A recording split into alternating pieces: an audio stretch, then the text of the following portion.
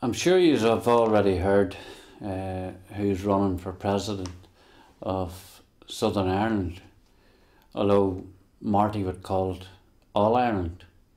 And that's the problem with Martin McGuinness. He's only interested in this post so that he can try and promote an All Ireland agenda. Machine Gun Martin, who left the IRA in 1974, who was on the Army Council in the 80s, according to all the security forces, both north and south. Now, okay, maybe they brought him in on a part-time basis. Maybe he didn't have to join the IRA to be on the Army Council again, I don't know.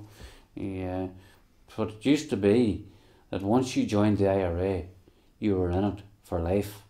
So when did these individuals start being given permission to leave the IRA? Martin says he left in the 70s. Certainly wasn't the rules and regulations. Well, Adam never joined, so you know, we have one leader here who is responsible for numerous deaths, and not only just the unionist community, but also for the nationalist community. The man's a butcher, a murderer.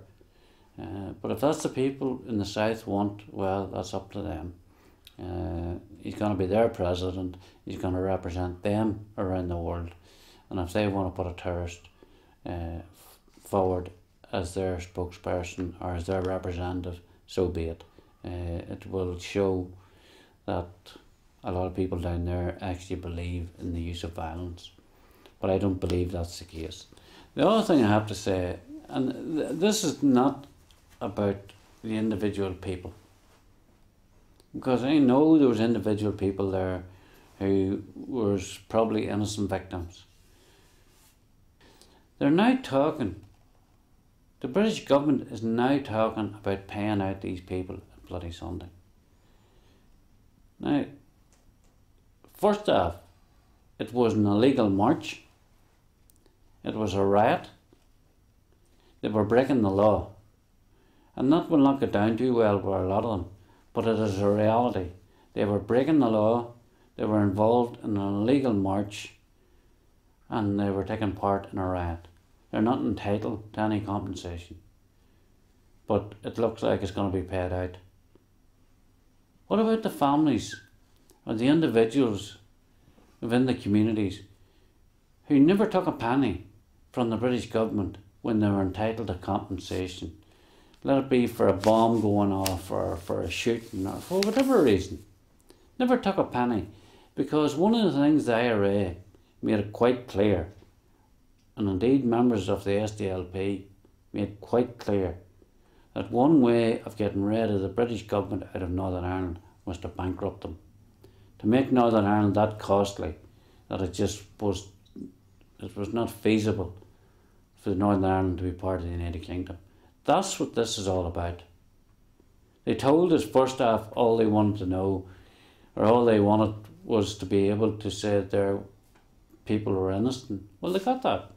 After £250 odd million, they got what they wanted. They got somebody to stand up and say, oh, these men weren't armed, they were innocent civilians. Was that enough? No.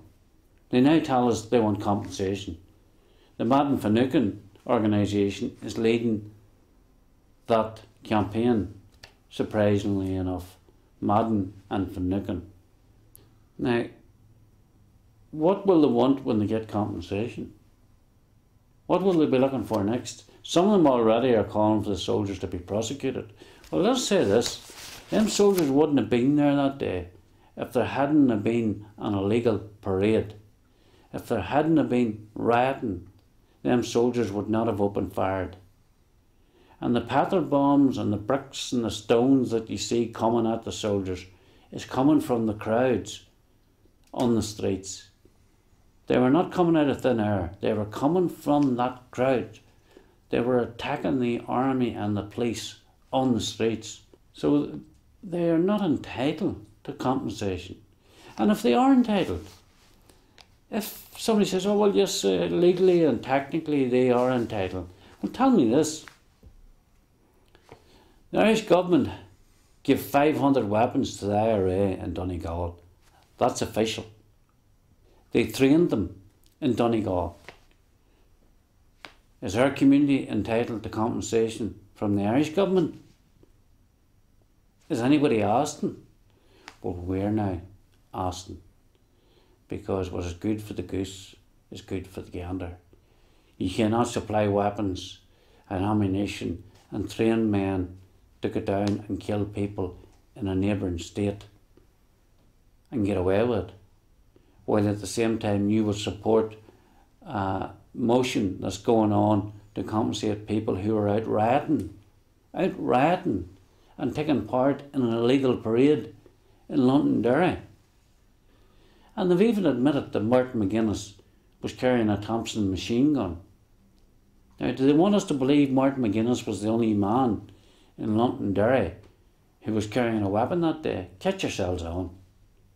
Catch yourselves on and start standing up and telling the truth. You talk about a truth commission in Northern Ireland. You wouldn't know the truth if it jumped up and kicked you between the eyes. Machine Gun Marty would not have been on his own. Machine Gun Martin would have had friends who would also have been carrying weapons that day. Probably some of the same weapons that were given to them by the Irish government. So if you're going to compensate the people on Bloody Sunday for taking part in an illegal parade and for being involved in rioting, is the Irish government going to do the same for the people along the border who they let be butchered and murdered at the hands of the IRA? You can't have it one way. We either talk about moving on and be genuine about it, dealing with the people who need the help, or we continue to use this as a political football, where the IRA and the Republican community use it to battle the British government and the Unionist people. Is the Irish government going to compensate us for what them men did to the border community in South Armagh? In the words of Sean O'Callaghan, the leader of the IRA in the South for a number of years, it was ethnic cleansing they were carrying out on the northern side of the border against the Protestant community, and he couldn't stomach that. He did not join the IRA for that.